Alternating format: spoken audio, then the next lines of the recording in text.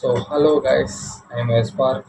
இதுக்கான கண்டென்ட் என்னென்னு பார்த்தீங்கன்னா, கவர்மெண்ட் வந்து இப்போ ஒரு ரீசெண்டாக ஒயிட் பேப்பர்ன்ற ஒரு விஷயத்தை ரிலீஸ் பண்ணியிருந்தாங்க. அந்த ஒயிட் பேப்பரில் என்ன இருந்துச்சு பார்த்தீங்கன்னா, தமிழ்நாடோட டெப்ட் அமௌண்ட்டு போட்டிருந்தாங்க. டெப்ட் அமௌண்ட் வந்து 13.18 lakh crores, மீன் 13 trillion. அவ்வளோ அமௌண்ட் வந்து தமிழ்நாடுக்கு வந்து கடன் இருக்குது அப்படின்னு போட்டிருந்தாங்க. அது வந்து எவ்வளோ பெரிய இஷ்யூனா, கம்பேரிட்டிவ் அதர் ஸ்டேட்ஸு தமிழ்நாடு தான் அதில் ஹையஸ்ட்டாக இருக்குது. இதை வந்து நம்ம எப்படியே விட்டோம்னா, இப்போ எதுவும் நம்மளுக்கு அந்த வந்து அது வந்து அவ்வளோ பெரிய இஷ்யூவாக இருக்காது. ஆனால் ஃப்யூச்சரில் நம்மளுக்கு அது பெரிய இஷ்யூவாக வந்துடும். அது வந்து எப்படி, அது எதனால் நடக்குது, எப்படி அதை சால்வ் பண்ணலாம் அப்படின்ற விஷயத்தை தான் சொல்ல போகிறேன்.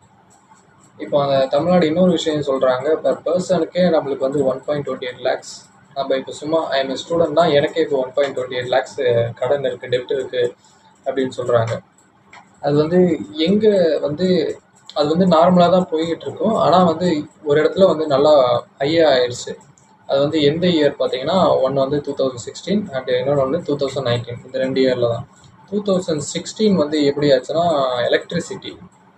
எலக்ட்ரிசிட்டியை வந்து நம்ம என்ன பண்ணுறோம் பார்த்தீங்கன்னா, கவர்மெண்ட் சப்ளை படி பார்த்தீங்கன்னா பர் யூனிட்டுக்கு 9.06 ருபீஸ்க்கு கொடுக்கணும். ஆனால் வந்து கவர்மெண்ட் பார்த்தீங்கன்னா போர்டில் பார்த்தீங்கன்னா 6.70க்கு நம்மளுக்கு சார்ஜ் பண்ணுறாங்க. அது வந்து கொஞ்சம் பெரிய இதாக இருக்குது. இப்போ எலக்ட்ரிசிட்டியை நம்ம அதிகமாக கொடுத்துட்டு கம்மியான மணி கவர்மெண்ட்டுக்கு போகும்போது அங்கே ஒரு டெப்ட் அமௌண்ட் க்ரியேட் ஆகும். அப்புறம் 2019 எப்படின்னு பார்த்தீங்கன்னா, as well as கோவிட்னால நம்ம நிறைய பேர் வேலைக்கு போயிருக்க மாட்டோம், இன்கம் வந்திருக்காது, கவர்மெண்ட்டுக்கு டேக்ஸ் போயிருக்காது. ஸோ அதனால் கவர்மெண்ட் நிறைய செலவு பண்ணாங்க. ஹாஸ்பிட்டல் செலவு, வேக்சினேஷன் செலவு, அதுமாரி நிறைய ஹாஸ்பிட்டல் செலவு நிறைய பண்ணும்போது கவர்மெண்ட்டுக்கு நிறைய கடன் ஆகும். ஸோ அதனாலேயும் 2019 வந்து கடன் அதிகமாகிடுச்சு. ஆனால் போக போக போக கம்பேரிட்டிவ் நம்ம பக்கத்தில் இருந்த ஸ்டேட்ஸ் பார்த்தீங்கன்னா, யூபி வந்து 8.6, மகாராஷ்டிரா 8.1, கர்நாடகா 7.3, இதெல்லாம் வந்து ட்ரில்லியன் கணக்கில் வரும். இந்த ஸ்டேட்ஸும் நம்ம பக்கத்தில் தான் இருந்துச்சு. ஆனால் அந்த ஸ்டேட்ஸ் தான் கம்மியாகிட்டே இருந்துச்சு. ஆனால் தமிழ்நாடு மட்டும் அங்கேயே இருக்குது.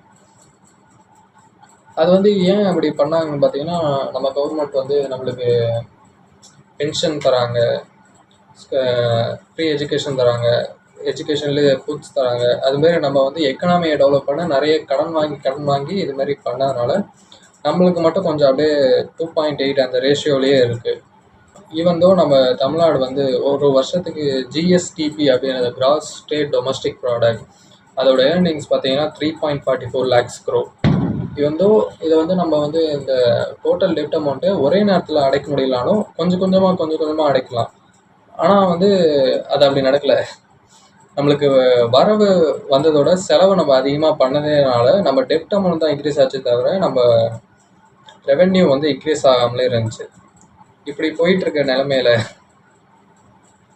நம்ம என்ன அடுத்த ஆக்ஷன் எடுக்க முடியும்னா, இது வந்து கேஆர் ஷண்முகம்னு ஒரு எக்கனாமிஸ்ட் வந்து சொல்கிறாரு. அவர் வந்து ஒரு 2 வார்த்தை யூஸ் பண்ணுறாரு. சால்வெண்ட், நாட் கம்ஃபர்டபுள்ன்ற 2 வார்த்தை யூஸ் சொல்கிறாரு. இந்த சால்வெண்ட்டு எது மீன் பண்ணுதுன்னு பார்த்தீங்கன்னா, நம்ம எக்கனாமி வந்து நல்லா தான் க்ரோ ஆகுது. எக்கனாமி வந்து க்ரோ ஆகுதுன்னா டெப்ட் அமௌண்ட்டோட நல்லா தான் க்ரோ ஆகுது அப்படின்னு மீன் பண்ணுறாரு. இந்த நாட் கம்ஃபர்டபுள் அப்படின்னு எது மீன் பண்ணுறாங்கன்னா, மேபி நம்ம ஃப்யூச்சரில் வந்து அசட்டுக்கு பதிலாக லைபிலிட்டிஸில் அதிகமாக இன்வெஸ்ட் பண்ணுவோம் அப்படின்றத சொல்கிறாரு. இப்போ வந்து தமிழ்நாடோட எக்கனாமி அப்படின்ற பார்த்தீங்கன்னா ஒரு கொஷின் மார்க் கூட தான் இந்த வீடியோவை முடிக்கிறேன். ஸோ போக போக என்ன நியூஸ் வருதுன்னு பார்க்கலாம். தேங்க்யூ.